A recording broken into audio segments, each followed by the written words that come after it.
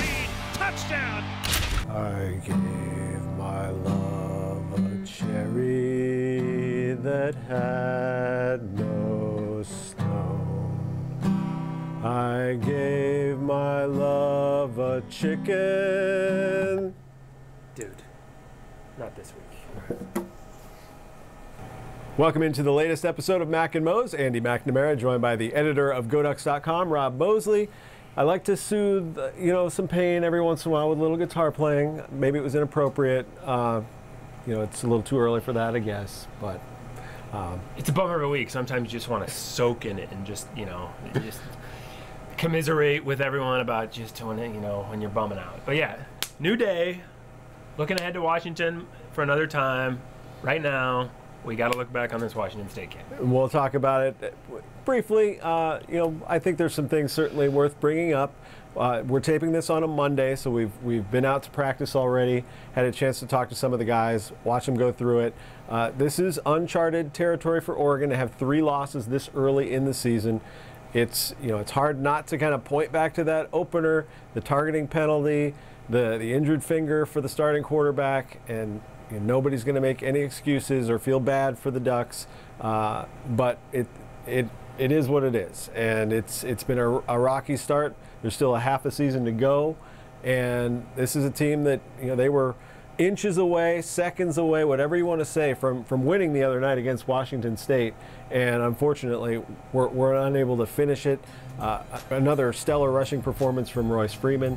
The Ducks rolled up 410 yards, which it's kind of amazing to think that you could have that much success on the ground and come away on the short side. Yeah, and I think you can play the what-if game all you want about, if Adams is 100%, how does the Michigan State game go? What happens against Utah? Although so many things went wrong that day. What happens against the Cougars? And it's like if you lose your starting quarterback, you're in a lot of trouble. I mean, we can only wonder how the season would have gone if Marcus Mariota had gone down last year. We saw what happened when he injured his knee a couple years back. I mean, that stuff just takes its toll. But the bottom line is, and I know fans want big picture thinking. What's wrong with the quarterback development over the years? Why, defensively, why have there been some consistent issues?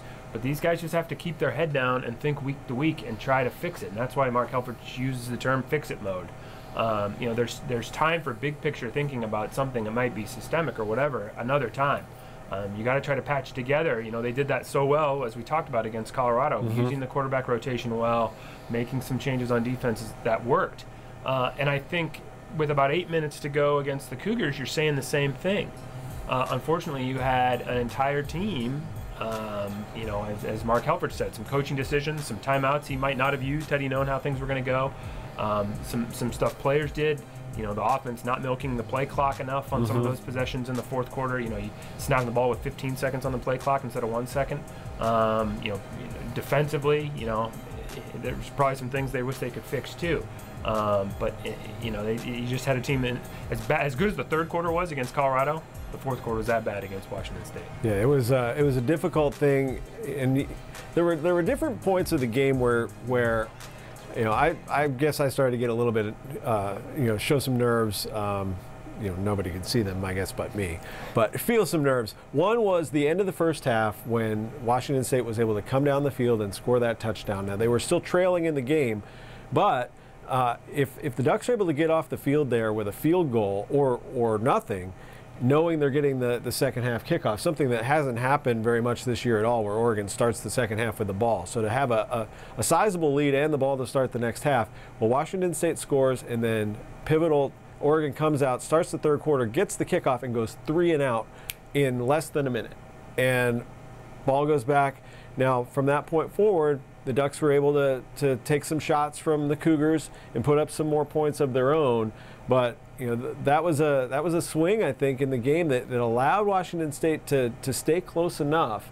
And then when they were able to mount that final drive to score, and credit, I know there's a lot of blame, put on the coaches and the players, and fans are unhappy, and that's completely justified, I think, to not be happy with a 3-3 start for this program.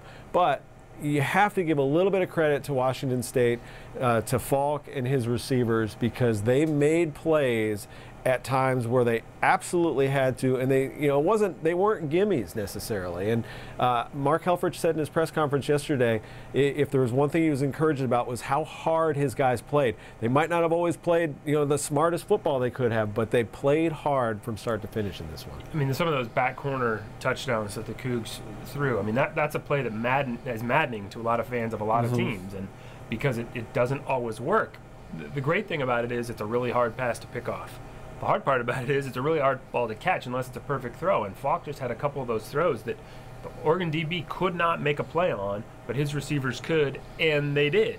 There was that sideline throw to Marks deep down the field that Iheanacho was right there. I mean, his hand was between Marks' hands and the ball, and somehow, like you said, the ball got through. You pointed that out when you were going through photography from the game. So they did make some plays, but again, when you're up 10, I don't know what the win probability was. I'm not a good enough math guy then. But when you're up, it's got to be over 80% with 8 minutes to go and the ball. You got to finish the deal. The Ducks go with Taylor Alley at quarterback in that moment because he's more of a run threat. You have to respect him as a runner. Maybe he opens some things up from the running backs. Kanai Benoit trips and falls on first down, so now you're in a hole after first down. Third down, Taj Griffin loses yardage and goes out of bounds, which stops the clock at a point when you're trying to milk the clock. I don't know what Royce Freeman's availability was then. Gary Campbell has had a lot of success coaching running backs. He's the guy who decides what running backs on the field. He's made a lot of right decisions over the years. I don't know, what was going on in that point, but he went with Benoit and Griffin, and they went with Alley at quarterback. I think they had their reasons, but you look back and say, it didn't work out on that possession. Yeah, we talked about Royce being a positive on the defensive side of the ball. Charles Nelson makes his first start, something we couldn't really talk about last week. He practiced all week, obviously, didn't just go into the game at safety. Had an impressive debut, a dozen tackles for Charles. He was all over the field. He played offense as well. He played special teams. And, if anything else from this early start and the rest of the season, I mean, that's a guy that you cannot help watching him play. Yeah, he's probably the best football player on the team. You could plug him in so many different ways. Royce Freeman is a great running back. DeForest Buckner is a great defensive end. Charles is a great football player. You can play him anywhere. Played corner all spring, so defensive secondary wasn't new to him. Safety was different, and with Reggie Daniels unavailable for this game, might have impacted the thinking there that Charles is really a guy who could be more helpful there. The need was greater at safety, but the fact that he can cover so much ground with his speed and his instincts and then bring that hitting ability from the safety position, it's intimidating. And just like Royce, I think when tackling Royce, guys are less and less inclined to do as the game goes on. When you bring that kind of physicality, it gets in the back of guys' heads. And, he can really, really be an asset there.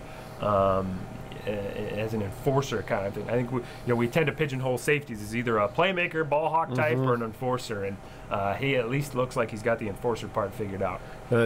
At the end of the day, the Ducks give up 45 in this one, although 14 of those were in overtime, so it might seem odd to talk about the defense, but other areas I thought that really stood out, the play of the defensive line. They ended up with 7 sacks in this one, coming off a game where they had 5 sacks.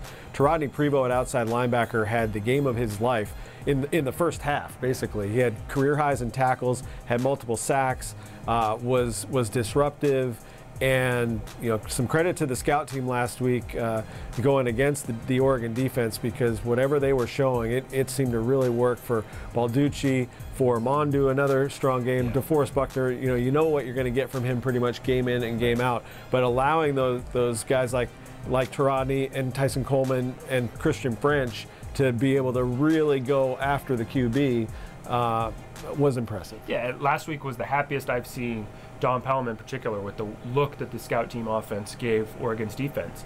And again, midway through the fourth quarter, Ducks have only allowed 21 points to this traditionally high-powered offense that puts up a ton of points and can throw the ball all over the place. And you're feeling really, really good about how things went defensively. Again, how the offense kind of patched it together as they had against Colorado. But just those breakdowns late in the fourth quarter were just so killer. And then you go to overtime with against a Mike Leach coach team, particularly with the quarterback issues Oregon's having.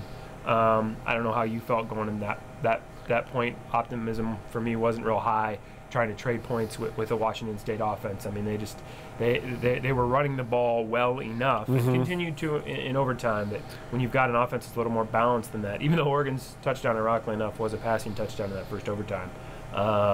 That was a tough road to hoe at that point. Yeah, the one thing about the air raid, when you throw it 75 times, when you do run the ball, it's, I don't want to say it's completely unexpected, but it's such a change of pace from how you're defending every other play that they've had success. No, I felt the same way. As soon as, and it wasn't really a momentum thing, it was the fact that, here we go to overtime, and Oregon clearly was having issues in the vertical passing game, could not throw the ball down the field, and because of that, even with the success on the ground, it's tough when you're in an overtime scenario to just run the ball from 25 yards out, even if you're doing it over and over again.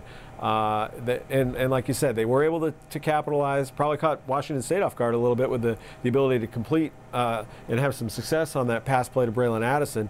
But the longer it goes in overtime, Falk just kept making. He made great throws, and his receivers, like I mentioned before, I mean, they're high pointing the ball. They did a great job of using their bodies to shield the defenders, and it wasn't a situation where cornerbacks are just getting burned and guys are running wide open. It's it's jump balls oftentimes, and the Cougars were able to make those plays. So disappointing. The game ends on an interception too, which Jeff Locke had no other choice. He had to make something happen. It's 4th down. It's the last gasp. You got to get rid of it. Certainly better than taking a sack in that situation. I was glad to see him try to make a play when he absolutely had to. Tough way to go out. So the Ducks end the first half of the season 3-3. Brand new second half coming up, and I think a lot is said about sort of that week-to-week mentality and one game at a time. Well, this particular season, it really is one game at a time, and we saw it after the Colorado game, how much better a win feels than a loss, regardless of what the record is. So this is another chance this week. We'll talk about it more in depth later on when the Ducks take on the Washington Huskies in one of the bigger rivalry games in college football. Set your DVRs up for that one. It's 7:30. It's going to be on ESPN2. We didn't know whether ESPN or ESPN2 heading into this week, but after the results over the weekend, it will now be on ESPN2. 7:30 kickoff from Husky Stadium. Rob and I will be here later in the week to preview that. In the meantime, if you have specific questions that we can answer or comments you'd like to make, please pass them along via Twitter. I'm at McNamara UO. He is at Duck Football. Until next time, we'll see you. For the touchdown. It's through 50. He's got the speed. Touchdown.